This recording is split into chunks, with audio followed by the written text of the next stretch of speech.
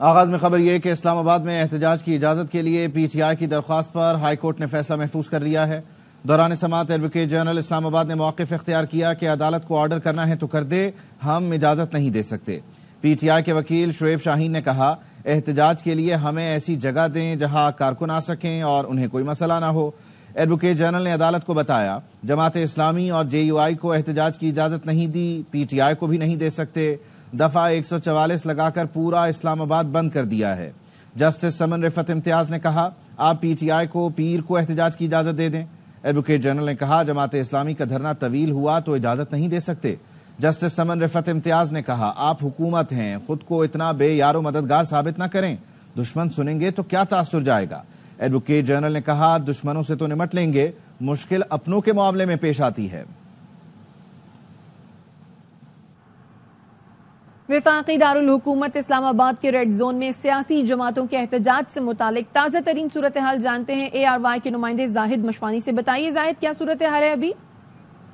وفاقی دارالحکومت اسلام آباد میں کسی قسم کا احتجاج، دھرنا اور جلسے جلوس پر پابندی ہے اور اس کی روک تھام کے لیے انتظامیہ نے انتظامات کیے ہوئے ہیں۔ اسلام آباد کے داخلی اور خارجی راستے چیک کیے جا رہے ہیں اور بڑے بڑے کنٹینر مختلف راستوں میں کھڑے کر دیے ہیں تاکہ جو لوگ اس نیت سے آ رہے ہیں کہ اسلام آباد میں دھرنا کیا جائے یا احتجاج کیا جائے، ان کو روکا جا سکے۔ اس کہا گیا ہے جماعت اسلامی کی طرف سے، جب میں نے ان سے پوچھا کہ پابندی ہے، اجازت نہیں ملی ہے، جماعت اسلامی کی طرف سے کہا گیا کہ پلان 1 نہیں ہے تو پھر پلان 2 ہوگا اور پلان 2 کے بعد پھر پلان 3 بھی ہمارے پاس ہے۔ تو انہوں نے کہا کہ یہ کہا ہے کہ ہم ہر حال میں ڈی چوک میں دھرنا دیں گے، احتجاج کریں گے، یہاں پہ اپنا جو ریکارڈ احتجاج کرنا ہے وہ کریں گے اور اس حوالے سے ہم نے حکومت کو سرپرائز دینا ہے۔ جی، اسلام آباد پولیس متحرک ہو گئی ہے، کئی شاہراہوں پر قیدی بسیں پہنچا دی گئی ہیں، رکاوٹیں کھڑی کر کے راولپنڈی اسلام آباد کے راستے بھی بند ہیں۔ لیٹسٹ اپڈیٹ بتا رہے ہیں بابر ملک۔ اسلام آباد اور راولپنڈی کی ملک کا شاہراہوں کو سیل کیا گیا ہے، خاردار تاریں لگا کر، کنٹینر لگا کر، اور جہاں تک کہ فیض آباد کے مقام پر پیدل چلنے کی بھی اجازت نہیں۔ میں اس وقت مری روڈ لیاقت باغ کے باہر موجود ہوں۔ ایک جانب تو یہاں پہ پولیس یہاں پہ آلریڈی موجود ہے، پولیس اہلکار ہیں اور کچھ یہاں پہ، اور پھر اگر ممکنہ احتجاج کی مظاہرین یہاں پہ پہنچتے ہیں تو ان سے نپٹنے کے لیے پرنسس وین کمیٹی جو لیاقت باغ اور چاندنی چوک اور اسی طرح مرید حسن اور پھر شمس آباد کے علاقوں میں آلریڈی ڈپیوٹ کی گئی ہے۔ اور لاہور سمیت پنجاب بھر میں دفعہ 144 نافذ ہے۔ پی ٹی آئی اور دیگر جماعتوں کے احتجاج کے پیش نظر معروف شاہراہوں اور چوراہوں پر پولیس کی بھاری نفری تعینات ہے۔ الماس خان وہاں موجود ہیں، مزید ان سے جانتے ہیں۔ بتائیے الماس۔ لاہور سمیت پنجاب بھر میں دفعہ 144 کا نفاذ کر دیا گیا ہے۔ وہ امپلیمنٹ کروانے کے لیے لاہور کی جو اہم شاہراہیں ہیں وہاں پر ان پہ پولیس کی بھاری نفری تعینات کی گئی۔ اس وقت ہم مال روڈ پر موجود ہیں، یہاں پہ پریزن وین بھی یہاں پہ کھڑی کر دی گئی ہے اور 2 لوگ متاثر ہو رہے ہیں، 2 بڑی جماعتیں، ایک تو جماعت اسلامی، ان کا یہاں سے کارواں اسلام آباد کے لیے نکلنے تھے، وہ متاثر ہوں گے، اور دوسرا یہاں پہ پاکستان تحریک انصاف نے لاہور کی مختلف شاہراہوں پر احتجاجی مظاہرہ کال کر رکھا ہے۔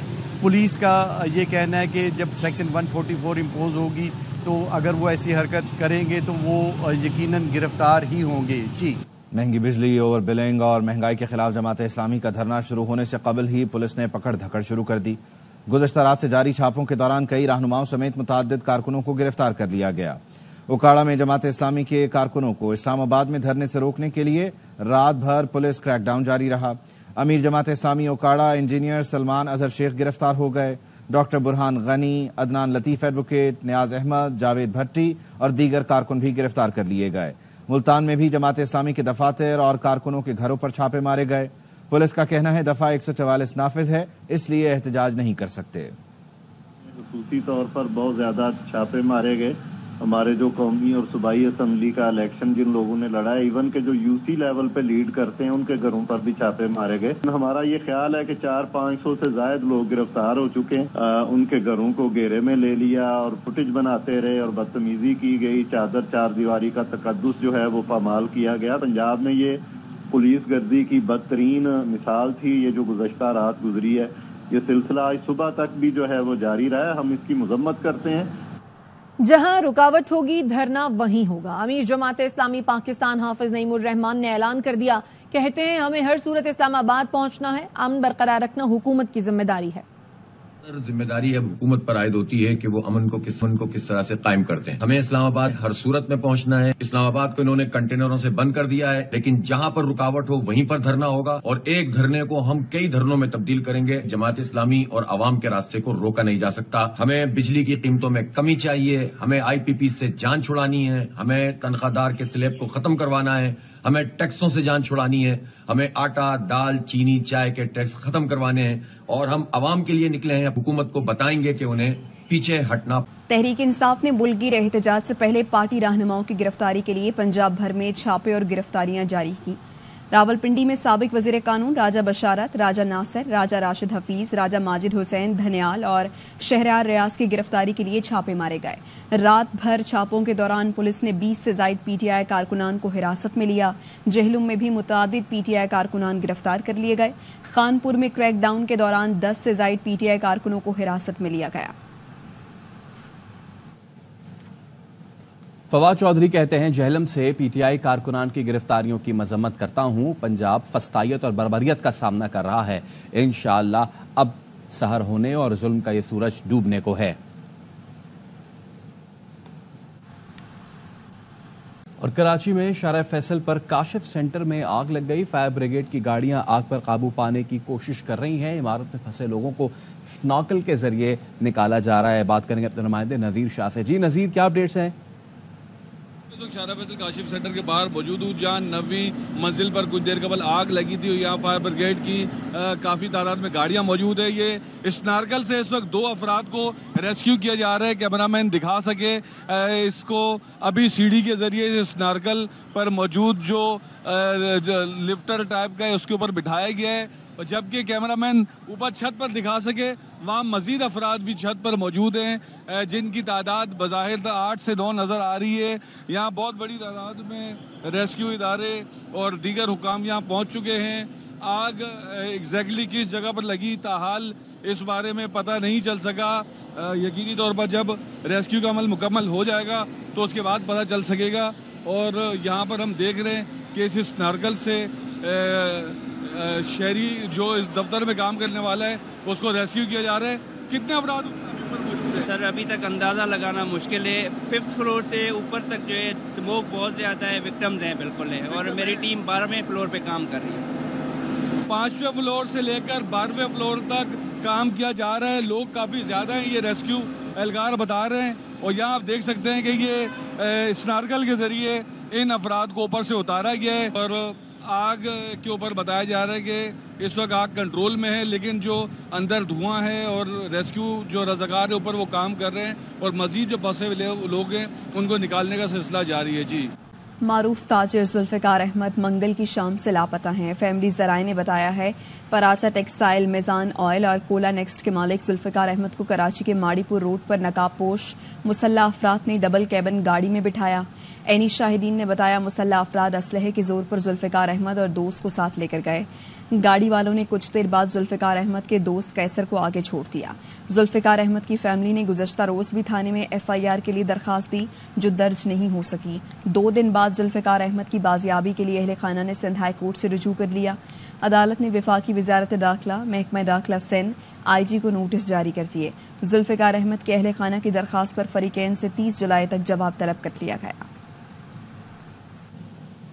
گاڑی لے کر چلا گیا. اچھا کتنے بندے؟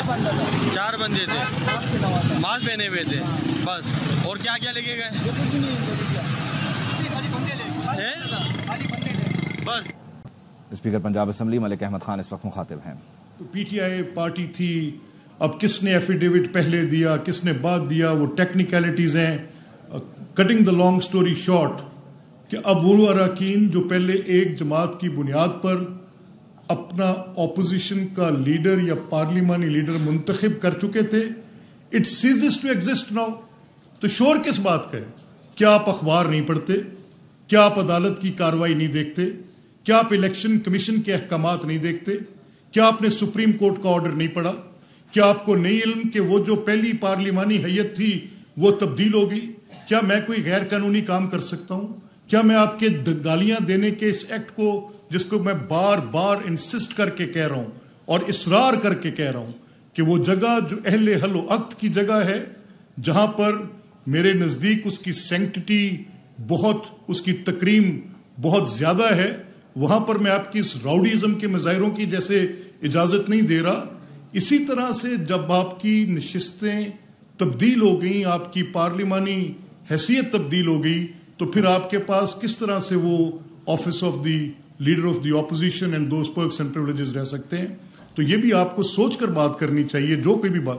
اب کل میں نے سنا کل گورنمنٹ کے اراکین بات کر رہے تھے، ایک روز پہلے میں نے سنی اسی اسمبلی کے بارے میں اپوزیشن کے اراکین، حق ہے بات کریں، کل گورنمنٹ کے اراکین بات کر رہے تھے اور وہ اپنی جگہ پر ناراض ہیں. یہ عہدہ ایسا ہے، ہم اس کی بات سنیں اس کے لہجے میں تلخی آ جاتی ہے دوسرے کے، ان کی بات سنیں. بھائی جمہوریت، آپ کو اعتراضات ہے نا، آپ کہتے ہیں کہ آپ کے الیکشنز میں آپ کے ساتھ کوئی زیادتی ہوئی، آپ کا یہ مقدمہ 2014 میں بھی تھا، میں قریب سے عینی شاہد ہوں آپ کے ان مقدمات کا، بحیثیت ایک وکیل کے بھی، بحیثیت ایک سیاسی کارکن کے بھی، بحیثیت ایک پارلیمان کے رکن کے بھی، ایک اسمبلی کے ممبر کے بھی. میں نے آپ کی وہ ساری تصویر بھی دیکھی جو 2014 کے 4 حلقے کھولے جانے کی تھی. وہ آنریبل جج آف سپریم کورٹ جن کی سربراہی میں وہ کمیشن بنا، وہی کمیشن بعد میں جس پر آپ نے اتفاق کیا اس وقت کی حکومت میں میاں نواز شریف تھے.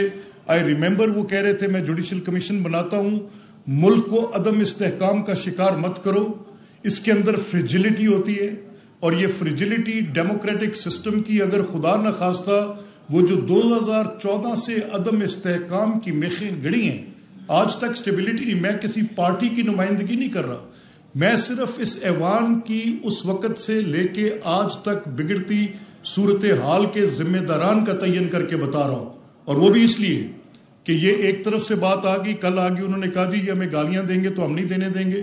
آپ کو یاد ہوگا جس دن سپلیمنٹری بجٹ پاس ہونا تھا، ہماری اکثریت ہے، ہم اکثریت کی بنیاد پر جیسے یہ ہمیں نہیں بولنے دیتے، اگر لیڈر آف اپوزیشن بات کرتے ہیں تو آپ اسپیکر صاحب ہماری پوری جماعت کو جو 240 کے قریب ہے سب کو پن ڈراپ سائلنس کرا کے بٹھا دیتے ہیں. اگر لیڈر آف دی ہاؤس کے پاس بولنے کا رائٹ نہیں ہوگا تو پھر لیڈر آف اپوزیشن کے پاس بھی نہیں ہوگا. We won't let you speak. So then it be, let it be. آپ بھی بولنے نہ دیں، آپ بھی بولنے نہ دیں تو میرے پاس کون سا کوئی جادو کی چھڑی ہے جس کو میں گھماؤں گا اور جمہوریت لوگوں کے اندر گھس کے چلی جائے گی. نو، یہ آپ کا رویہ ہے. آپ کے ٹوٹل مقدمات جو عدالتوں میں الیکشن ٹریبیونل میں، میں نے ریکارڈ منگوائے، 26 مقدمات ہیں میری اسمبلی کے ریلیٹڈ، 26. میں آل آف اٹ میں آپ کو فولڈ کر کے دے دیتا ہوں، آپ لے لیں. وہ 26 کے 26 آپ کے فیور میں ہو جائیں، پھر بھی حکومت اور اپوزیشن کا تعین تبدیل نہیں ہوتا. تو آپ کیا کہنا چاہتے ہیں؟ What are you up to? آپ باہر اسمبلی میں بیٹھ جاتے، مجھے کوئی اعتراض نہیں، it's a good optic of opposition, کرنا چاہیے، ایک نہیں روز کریں. پبلک پروٹیسٹ آپ کا رائٹ ہے ایز لانگ ایز وہ لوگوں کی پبلک لائف ڈسرپٹ نہ کرے. اگر آپ روڈز بلاک کر کے وہاں پر بیٹھ کے میری اسمبلی کے باہر آپ روز وہاں پر تالا بندیاں کروا کر وہاں پر ہجوم اکٹھا کریں گے، مجھے کوئی اعتراض نہیں. بٹ وہ انکنوینئنس جو اس اسمبلی کے ارد گرد ایک بڑی معروف شاہراہ ہے لکشمی چوک سے آتی ہوئی، ایک مال روڈ ہے، بڑی معروف شاہراہ ہے، main arteries of the city ہیں، آپ ان کو روز بند کروائیں، I have no problems with it. لیکن اس پبلک کا کون سوچے گا؟ Who will be thinking of them?